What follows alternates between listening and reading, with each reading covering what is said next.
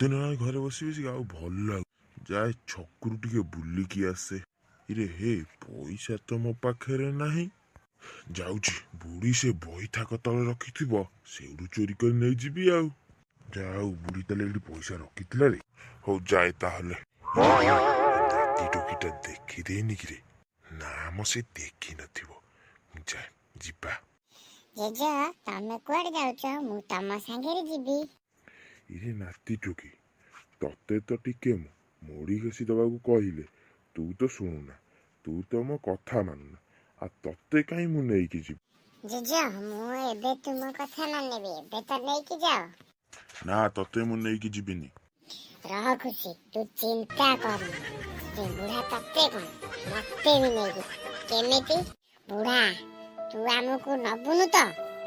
ନା ନେବିନି। ବୁଢା ମୁଁ ଦେଖିଛି ବେ। କଣ ଦେଖିଛୁ ନାତି ଟୋକା?